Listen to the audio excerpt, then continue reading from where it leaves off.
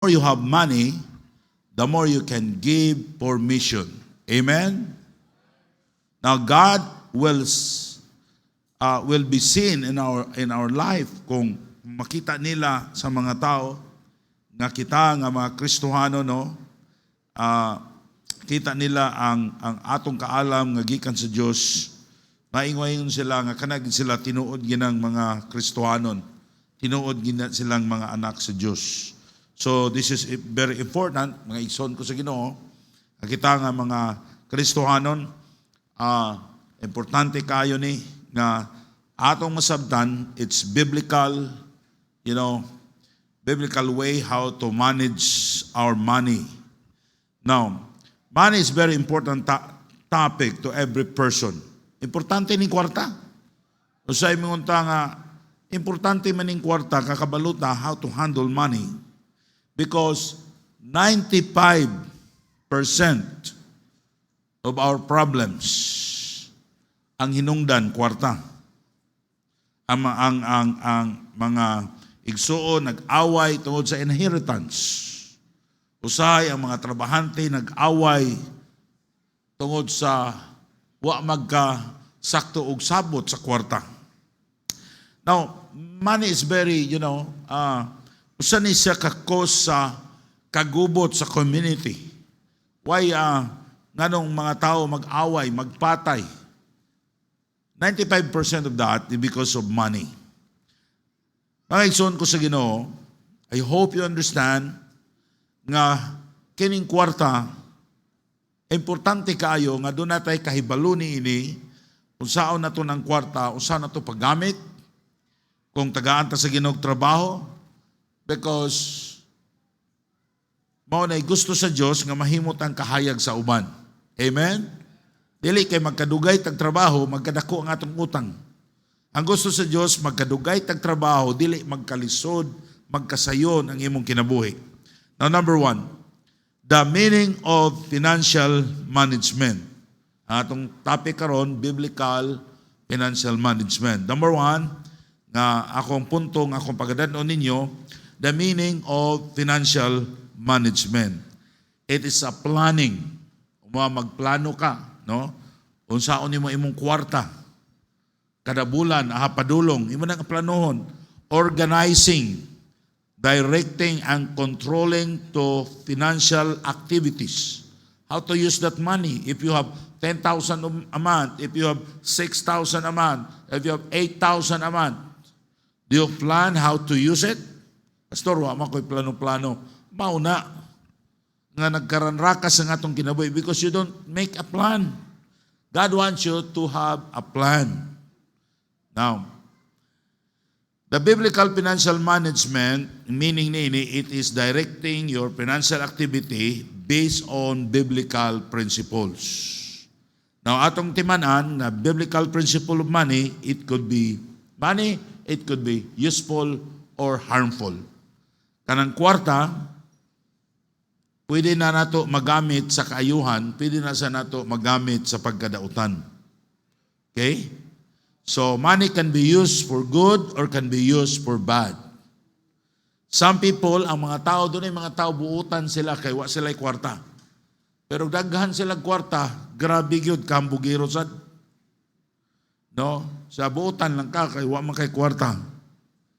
Pero daghan ng kwarta, daghang mga Kristohano, daghang mga young people sa church. They are faithful because they are financially bankrupt. Wa pa sila gikwarta, lisod kayo. Pero makatrabaho na ganing, maayo na, wala na sa church. Salamat ko niya ng atong mga young people nga until now they're, not sa church, even gibless na sila sa Ginoo financially. And I'm praying that God will bless them more and more. Okay, so money can be used for good and can be used for bad. If you are not careful of your heart, you will destroy yourself because of money. Kung di ta magbantay sa kaugalingon nato, mga igsoon ko sa Ginoo, di ta mag-careful, tungod sa kwarta, maguba ang atong panimalay. Maguba ang atong kinabuhi. In 1 Timothy chapter 6, verse number 9, 1 Timothy chapter 6, verse number 9. But they that will be rich fall into temptation. Kung daghang kag kwarta, daghang kag tentasyon.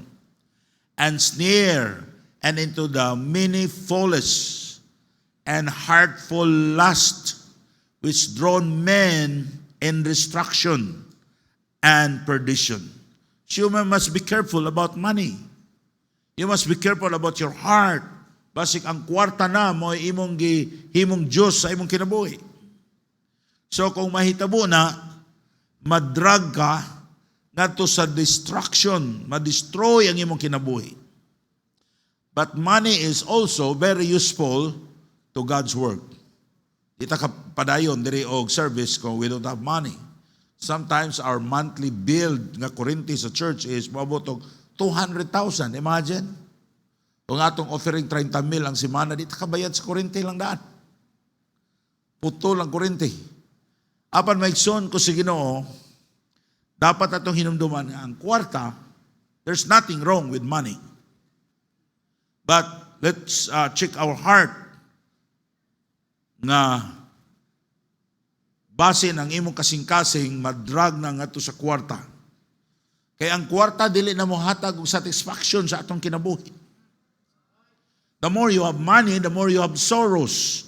The more you have problems. Some people think, if I have a lot of money, I don't have any problems. You are wrong. Ang mga tao nga daghang kwarta, daghan pa silang problema kay nato. Kung imong gayong problema kwarta, kanang imong problema natural na. Sayon ra kayo na. Pero ang imong problema di na kwarta, muna'y pinakalisod nga problema. Now it could be your replacement to God. Money, if you are not careful, muguba na sa imong kinabuhi. Kung imo nang gukdon, muna imong Ginoo, mulisod na. Ang money pwede nimo na ipuli sa Diyos. And 1 Timothy chapter 6 verse number 10. For the love of money is the root of all evil. The love of money. Dapat di na to ibutang ang kwarta labaw sa Diyos. Ang tao may bawaan Diyod nga iyang giuna ang kwarta kung dili sa musimba, iyang unahon ang trabaho, ang negosyo. Now the love of money is the root of all evil, which while some coveted after, they have erred from the faith. See? Tungod sa ilang gugma sa kwarta na wala sila diya sa pagtuo. They have erred from the faith and purged themselves because they love money. Nawala ang ilang pagtuo sa Ginoo. They purged themselves through with many sorrows. Yabot nila ang grabe nga mga problema sa kinabuhi. Grabe nga mga kalisdanan. What's the cause? Because of loving money. So we need to be careful. We need to have nga doon natay wisdom how to manage money. Usahay ang workers bisag walay appeal no, ang iyang gusto nga mudako yang sweldo kada taon hunahuna niya ang sweldo ang increase dako kog kwarta usay mangurakot maison ko sa Ginoo. The more nga imo nang gigukod ang kwarta, the more ang kwarta mo dagan nimo. Because God owns the money. Don't love money more than God. Value your testimony than money. Be content what you have. Ayaw kasina sa uban, dako silang income. Malipay ka nga dako silang income. Rejoice to them that rejoice. Dapat ang Christian, mubayad ta sa atong utang, kay maguba ang atong testimonyo. Kung sige tagpangutang, unya di ta mubayad. Mura na to giilan ang uban. Amen? Why is it that you cannot, wala ka kabayad sa imong utang? Because wala ka, dili ka kabalo how to manage your money. Dili nimo wani mo gibalyo pag-ayo ang your testimony. Kaysa kwarta. Pastor, nasayop manggug ko. Well, kung nasayop ka, just enough, ayaw nagdagdagi. There is a church, ayaw mo pagpautang sa mga membro nga mag-inutangay kamo. Ha? Amen? Kung naay mangutang ninyo, pahibaw ako daan. Amen ba? Kay dili ta gusto nga magdunay mga tao nga din ma-discourage kay giutangan o usa ka Kristohanon. Kung nasad mo'y utang, tigid mo panalanginan sa Ginoo, di mo mobayad niya na. Amen? Ang gusto sa Ginoo nga mubayad ka mo sa utang. The wicked borrow it and pay it not again. Now, Christian, don't trust money. Ayaw saligi ang kwarta, saligi ang Diyos. God has the power to get your money and also He has power to add you more. Di ginimo, kaning kinabuhi, di gin per bright tayo, bright magugo, dagang kong kwarta. Diya ka na sayo. God owns the money. When God, He gives you wisdom, how to have money, dili na alison ang imong kinabuhi. Money is not evil. Your money itself is not evil. To have plenty of money, di dapat pasabot nga evil ka kay daghang kag kwarta. Ang sayop diya, imong higugmao ng kwarta labaw sa Dios. Ang mga tao nga gusto ta daghang tag kwarta, wala tay kwarta. Ngano man nagpasabot na wala na to masabti ang prinsipyo sa Dios. Dapat kontento ta nga nangalagad sa Ginoo. Makakauntag buntag, makataudto, makakauntag hapon, makabayad ta sa atong usay beronon. Mga igsoon ko sa Ginoo, it is more than enough. Amen. Don't long for luxury. Just wait of the kabubuton sa Ginoo sa imong kinabuhi. Now, it could be multiplied or lose. Ang kwarta nga naa nimo pwede na dublihon sa Ginoo. Pwede siya na mawala nimo. We are not the owner of our money. Remember this. Kamo nga nagtrabaho, nga dako mong sweldo, o sa diya, nagnegosyo ta, dako tag income. Ayaw pagunahuna nga pariha ra gyapon sunod tuig. No? Ayaw kasuko kung mawala na nimo nga opportunity. We must be thankful to God that every time that we have a salary, amen, we have gain. But it doesn't mean that it is forever. Because there's a season, nagistudlo sa Bible, a season of plenty, a season of wala, kanang dry land. Maunang kinabuhi. Muna dapat kabaluta sa financial management kay dili tanan abudansya. Amen? Dili tanan na kay gwapong income, usahay ni income kadiri unya didako, usay mo balik sad. So, God wants us to have wisdom how to manage our money. So, pwede na mawala ha ang kwarta. Ayaw mo paglasong kung mawadaan mo kwarta. Wala naman ko'y kwarta karon pastor. Sa una, daghan man kong kwarta. That's normal. That's the cycle of life. Usahay na akadere, usahay na po ka sa ubos. Ang mga Kristohanon, usahay, pag maabot na tong kalisdanan, daghang kay tag-question sa Ginoo. But it's normal sa atong kinabuhi. If we can be trusted, God will give you more. Kung kasaligan tagkwarta ang Diyos, mupial na tugdugang. But if you cannot be trusted, dili ka kasiligan, daghang kagkwarta, mahimo kag hambugiro, di ka mo hatag sa imong tithes o sa offerings, dili ka magpagamit sa Ginoo, magpalayo ka, magwakslide na hinuon ka, igsoon ko sa Ginoo, kuhaon gina sa Ginoo ni mong oportunidad. But if we cannot be trusted, He will take it back and give to others. In Matthew chapter 25, verse 29, for unto everyone that hath shall be given, and he shall have abundance. From him that he hath not shall be taken away, even that which he hath.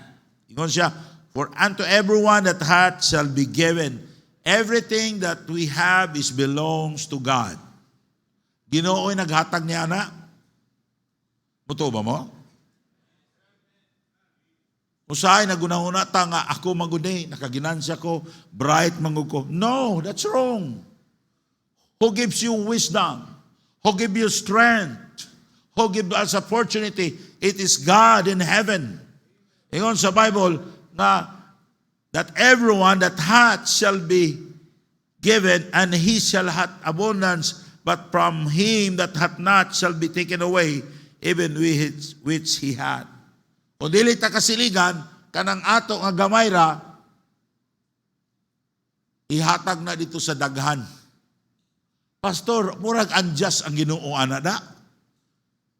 Kay imbis ang gamay ra, kung dili kasaligan, sa gamay, kuhaon niya, ibutang niya dito sa naidaghan. Sabta ninyo? That's God's principle. Dili ingon, balansi unta. Ang Ginoo nagdepende sa atong faithfulness. Nagdepende siya how you manage your money according to the Word of God. Nga bisa na kay gamay, imong gipagamit sa Ginoo. Kung makita sa Ginoo, bisa gamay ra ka kwarta. Siyempre, di lang ta nakuhaon kay gamay ra god. Tuod kay di ka kasaligan, iyan ang kuhaon. O gihatag niya sa daghan. It sounds unfair, but it is God's way of blessing us. Kung dili ta kasaligan, iyang kuhaon. O niya ang atua, iyang ihatag dito sa mas daghan pa.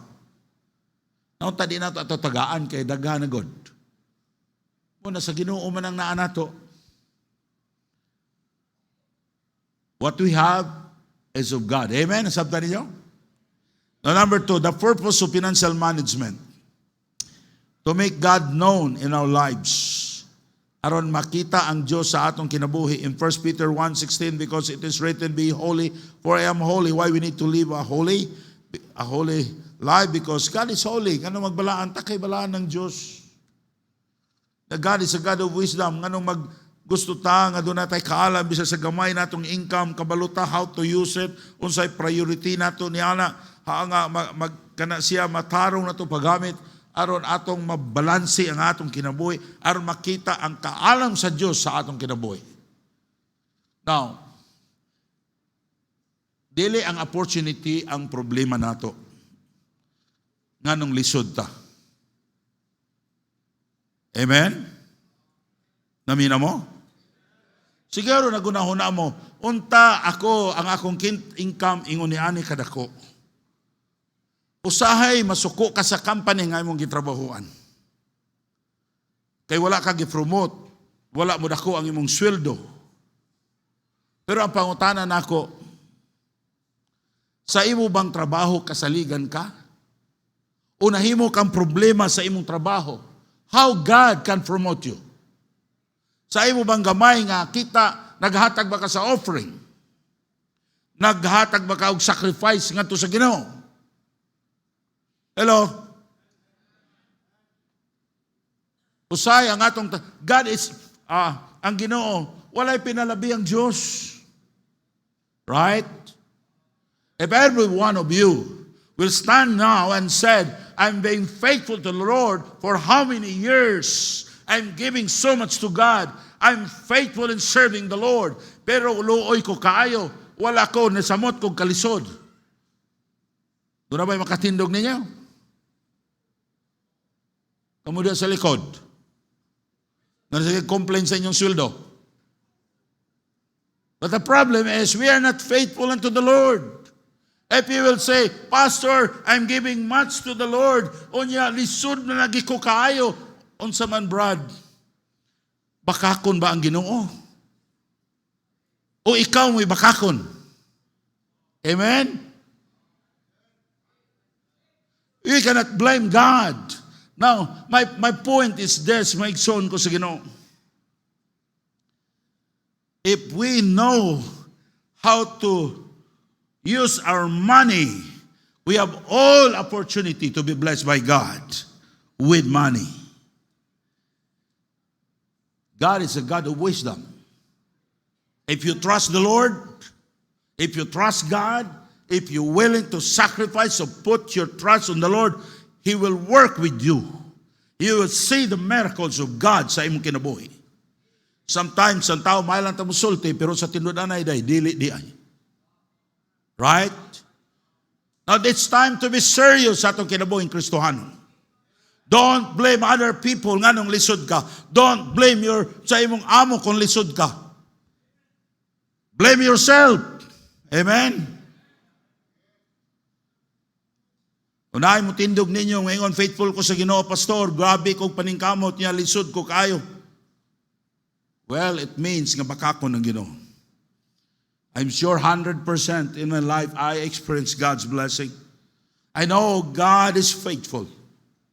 Bisan pag dili ta panalanginan sa Ginoo with money. Unya, igo na nga mga lagad to sa Ginoo. Why? Because He saved us. Amen? We are serving the Lord not because of money. We are serving God because we love Him. Because the Lord Jesus Christ, He suffered so much. Namatay siya dito sa cross para iyang bayran atong mga sala, para makapuyo to sa langit. Igo na sa atong pagpangalagad sa Ginoo. But thank God we have the opportunity to be blessed by God with money aron magamit niya diha sa tiilan sa Ginoo. Na ikaduha, nganong gusto sa Ginoo, nganong gusto sa Dios nga kabalo tag financial management aron to increase our capacity in giving. Aron i-bless ta sa Ginoo, magsugod ka sa gamay, aron ang imong gihatag mudako pa nga makatabang ka sa buluhaton sa Ginoo. Right? But if you will not start right today, if you will not start right with God sa faithfulness sa imong paghatag, sa imong pagsimba, don't expect God's blessing sa imong kinabuhi. Amen? Na ang tuyo sa Ginoo, He will bless us materially so that we can give more and more to God. If you don't know how to manage your finances, you don't have capacity to give more. Why many Christians, they don't give their tithes and offering because they don't know how to manage their money. Ano ang mga Kristohanon, di takakwan, tanan, kulang, lagi, kulang. May ikson ko sa Ginoo, kulang ginang kwarta. Ay, kung di takabalo mo gasto ni anak. Ay, mumitaw ng mga dato na kayo, sige gyapong negosyo, kay kulang pa. Wala ko'y tao na kaingon nga sobra na yung kwarta, puro kulang. Apan ang Kristohanon, dapat gamay og dako, kabalo ka mubahin sa Ginoo. No, now, let us see to magnify the name of God. In Psalm 115 verse 1 and 3, not unto us, O Lord, unto us, but into the name give glory for the mercy and for the truth's sake. Wherefore should the heathen say, where is now their God? The heathen, the unbelievers, they will say, man ang inyong Ginoo. Nganong piti man yung luuya diha? Ngano man nga inyong kagamhanan ang inyong Ginoo. Nganong sige makagpamaylo niya, di ka kabayad. Amen? O ba sa inyong Bible? Kung gusto ta, i-bless ta sa Ginoo, say yourself, Lord, bless me, not dili para ni nako. O Lord, not unto us, but unto thy name give glory. Amen? For the mercy and for the truth's sake. For the truth means for the gospel's sake. Lord, I want you to bless me, God. Gusto ko imong panalanginan ang akong negosyo, ang akong trabaho, Lord, para ni Ginoo nga makahatag ko sa misyon. That's what the Bible says. Amen? Naunsaon man na karon. Bisugdan ta sa Ginoo, bless o gamay nga butang, dili man ta kasaligan. Kadalihok na to, bagutbot, mga igsoon ko sa Ginoo. Kung mag-away mo og kwarta, pasabot ni ana, inyong prioridad ang kwarta. Uban masina, ang uban wala na. Mga igsoon ko sa Ginoo, we need to magnify the name of God, pinaagi sa atong panalapi, sa diyang i-bless na sa Ginoo. God wants us to give us wealth and riches to magnify His name. Now, in Psalm 115, verse 12 to 14, Psalm 115, the Lord hath been mindful of us. Say, ang Diyos nagunahuna ka nato. Nagunahuna siya nimo. Ayaw pagunahuna nga wa ka mailhi sa Ginoo. God is thinking about you. He loves you. He wants you to be used by God. Every one of us here, ihigugma sa Ginoo. Amen? You are important in the sight of God. He said, He will bless us. He will bless you. He will bless the house of Israel. He will bless the house of Aaron. He will bless them that fear the Lord, both small and great. But God, He will not bless you unless doon na kay kahadlok sa Ginoo. Doon na kay respeto sa Ginoo. Doon na kay imong gi-honor ang Ginoo sa imong kinabuhi. Ang uban ganing, grabe kid busulti. Di gyud mahadlok oy. Kung tanaw nato murag wa gyud. How much more kung daghan kag kwarta, kung niya ka diha pa ka nga lugar, perti na imong hambugiruha. Musulti ka, murag wa kay kahadlok sa Ginoo. Hey, Ginoo na minaw ni ana. Abi sa pag si pastor moingon ako, apilon ba ninyo ako ngalan, wa mo makuyawi ano sa Ginoo? Sa inyong kabuang?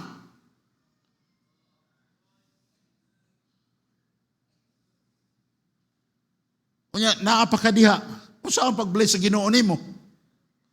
You need to come to the Lord and say, Lord, forgive me. Lord, help me. Kung saan man pag-bless sa Ginoo sa imong kinabuhi niya. Pero ang Ginoo nagmahal nimo. Ang Diyos gusto siya nga muduol kaniya. The Lord shall increase you more and more, you and your children. Pero ang Diyos, He will not listen to the proud people. Ang gusto sa Diyos, muduol ta niya with thanksgiving, with humility, with humbleness. Atong i-honor ang Ginoo. Kaya importante kay ng financial management sa atong kinabuhi. Nga atong masabtan what is money and what is God. And ang money never ibutang na, i-replace na sa lugar diha sa Ginoo. Because God owns the money. Amen? God commands all the blessing to come sa imong kinabuhi. Apid na ang kwarta.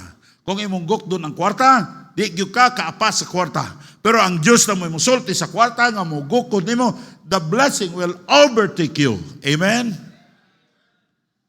And ang Diyos gusto siya nga kabalot ng financial management, gusto siya i-bless ta niya para dili ta maulawan nga iyang mga kanakan. Para maghatag tagpasidungog sa Diyos as God's people. In Joel chapter 2 verse 26, and it shall eat in plenty and be satisfied and praise the name of the Lord your God, and hath dealt wonders with you, and my people shall never be ashamed. Amen. We are God's people. Kung kita ang atong kakinabuhi, perte, giutang, luuya, bugal-bugalan, sa atong mga minahal sa kinabuhi, they will not believe the gospel. Kaya nakita nila, wala tayo kaalam. Right? So dapat ang atong kinaiya, atong tuluron, and we need to work hard and be honest, nga naman, for God's sake sa atong testimony. Para makita si Kristo sa atong kinabuhi. But God, He will not bless us unless you will not check your heart. He will not say, Lord, I trust you. I don't trust this money. Ako daghan kong mga experience sa akong kinabuhi na makakwarta na unta ko. Pero some along the way, wala ko makapadayon. Nagtrabaho ko sa una as a salesman. Kusog na kayo ang akong sales.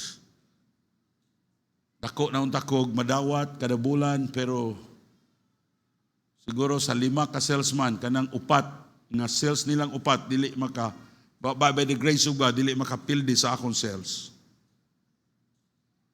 Pero sa diha nga naggisubay ko sa tag-iya nga magsigi kog soul winning.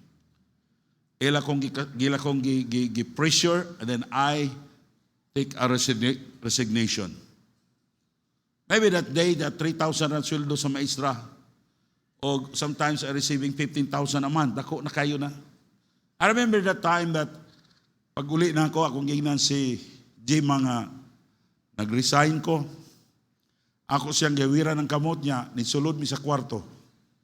Katong hinimo ni Onion nga katre. Niluhod mi ditong duha. Pero hinoo na may trabaho si Jim ha, pero ako wala ko'y trabaho. And then I pray, Lord, help me. Because I know it is God who owns the money. Amen?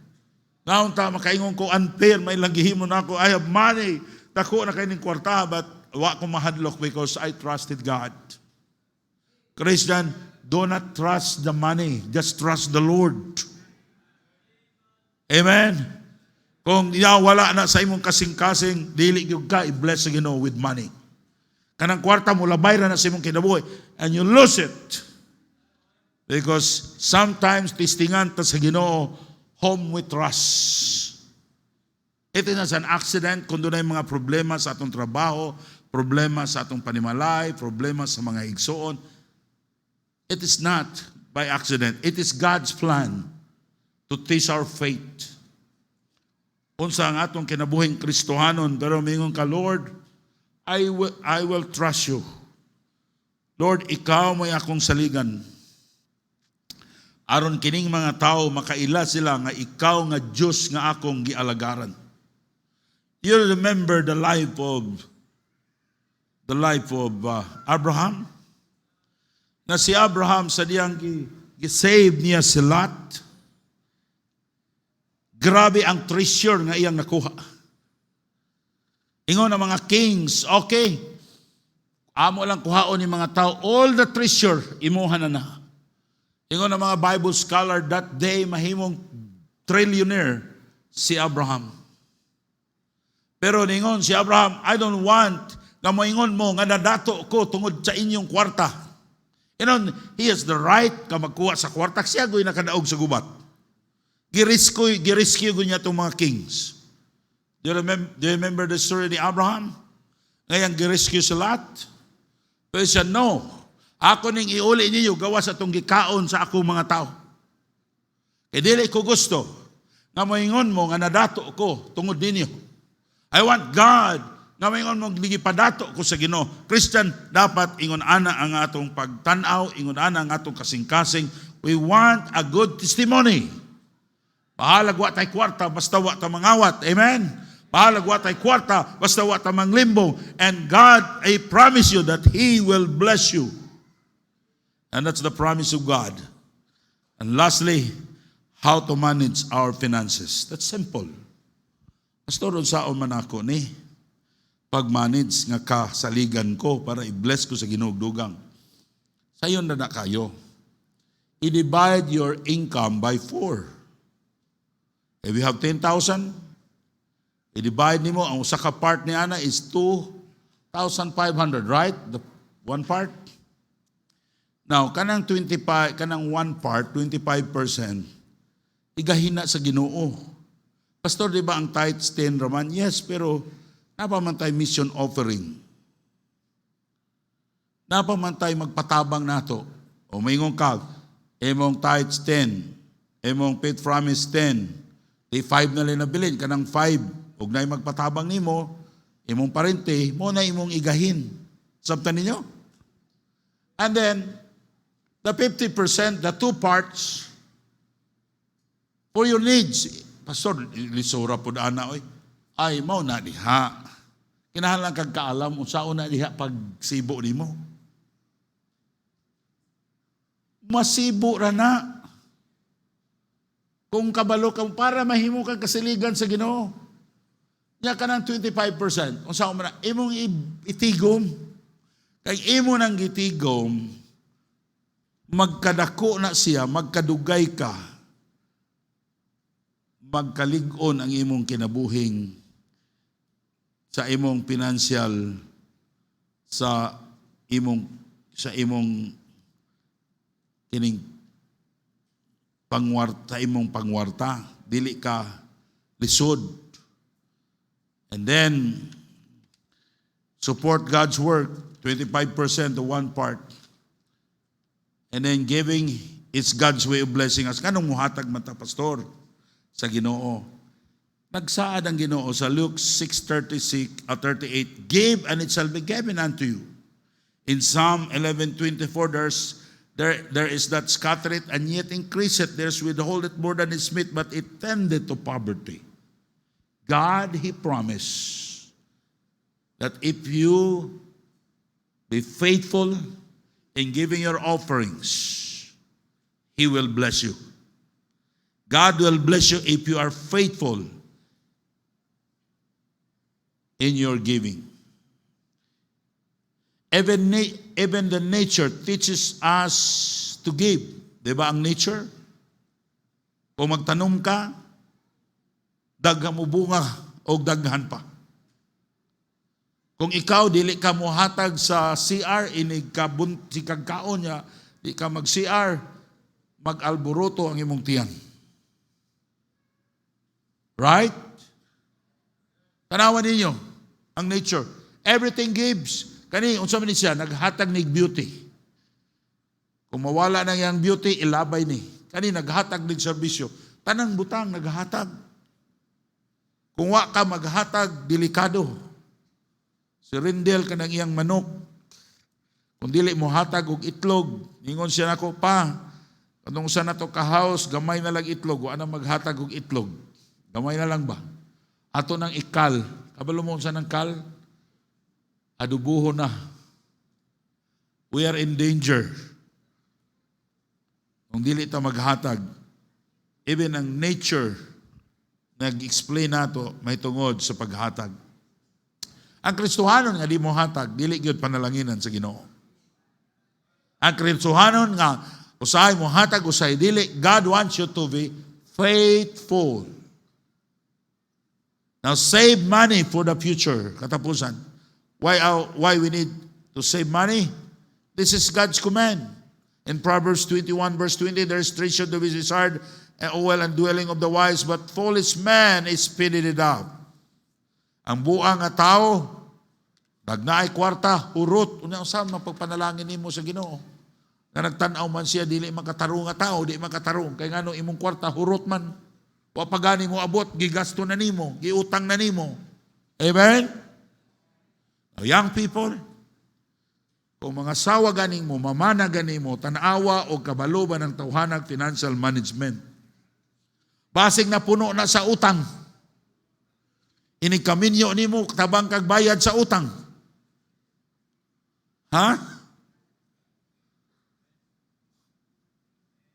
Murag hilo man mo.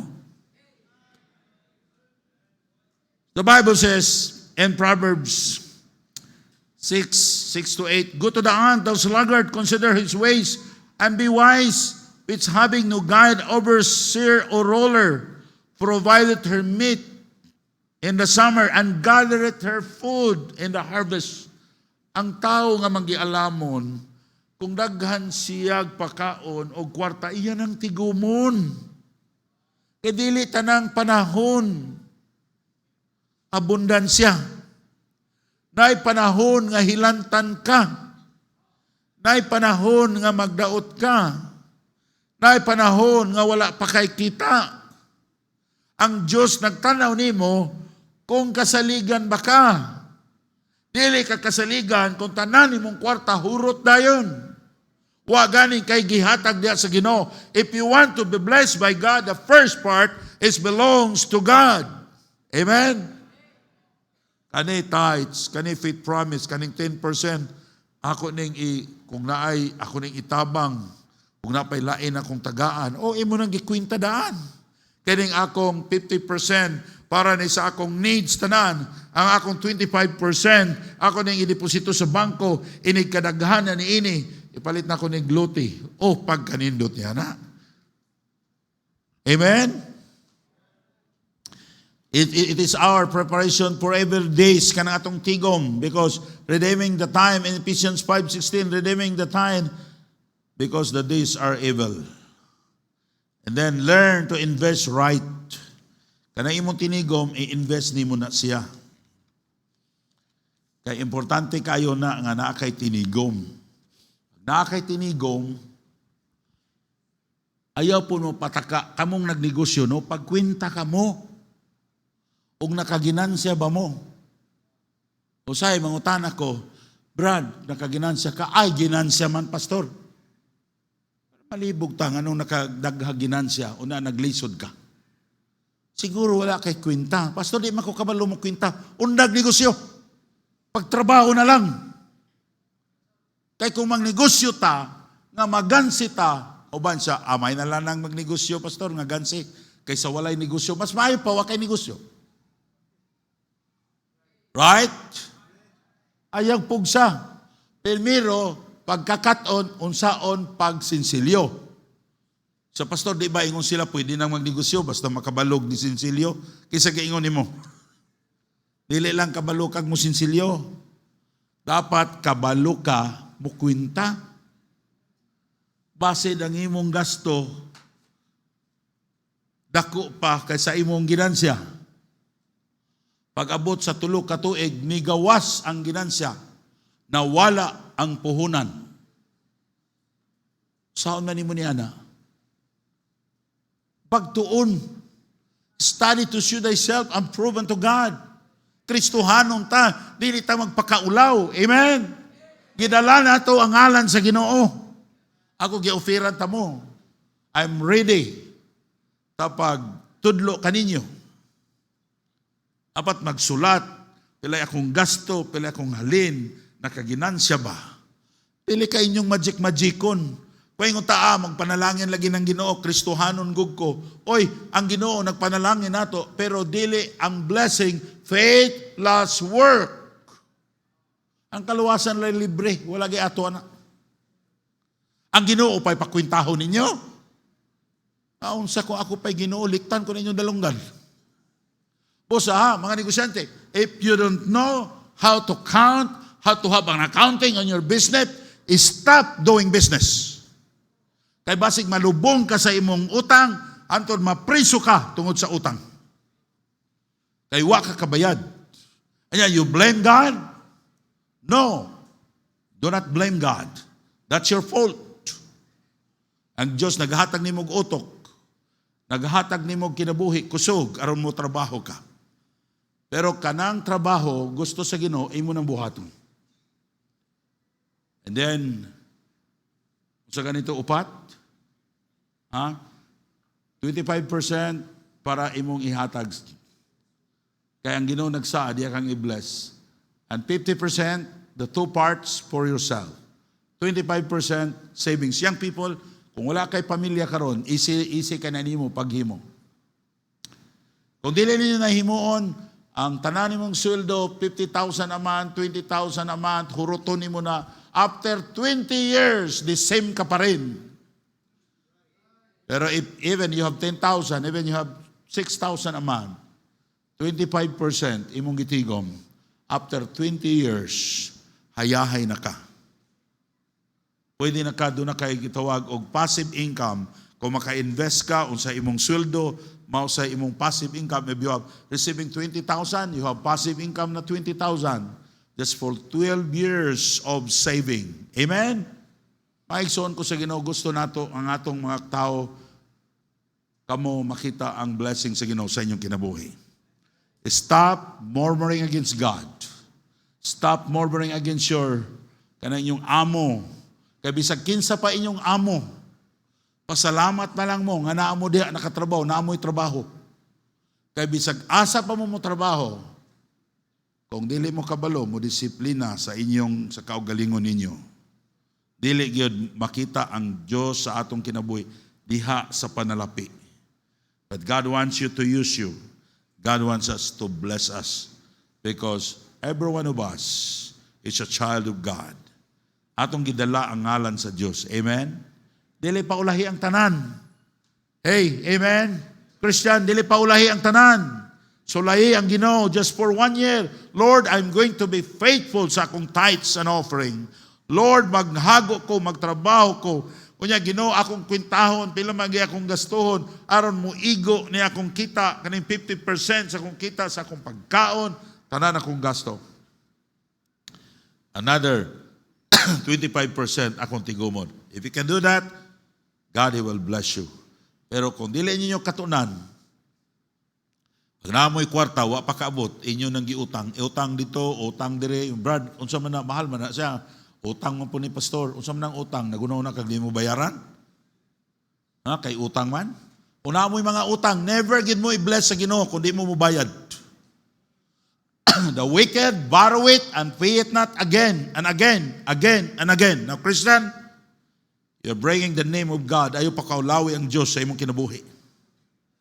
Kung bisag lisod, hangyoin ang imong giutangan, ako lang hinahinayag, bayad be kay Kristohanon ko. Ako sa una, before ko, sa dihang nagngayo ko sa Ginoo nga i-bless ko niya, I think many things. Ko, Lord, kinsa man to'y akong giutangan sa una, sa bata pa ko. Doon ako giutangan, akong gi-times 4. Natagbuan ako siya dito sa dalan. Ako siyang gitagaan ng kunoy na ako'y utang nimo sa una. And I believe that this is the word of God. Ko, Lord, gusto na ko nga, there's no nga, mabato sa yawa nga aron di ko mapanalanginan. Ingon siya do, nakalimot naman kog naday kay utang nako, inko may ganing, kay nakalimot siya. Pero nalipay siya, nga akong gibayran ang mga utang. Nasigaw gunahuna, kay nga naman, ang Diyos mooy mo panalangin nato. God, He will give you wisdom. Walay tao nga makapugong sa panalangin sa Ginoo. We need wisdom from God. Amen? That's nganong lisod ta because ang wisdom wa pa mosulod sa atong kasing-kasing. Musaka din sa utok. Kaya ang wisdom gikan na sa imong kasing-kasing. Amen? Okay, let's pray. Lord, ikaw magapanalangin sa imong pulong. Salamat kito, i-bless ka to Ginoo. In Jesus' name I pray. Amen.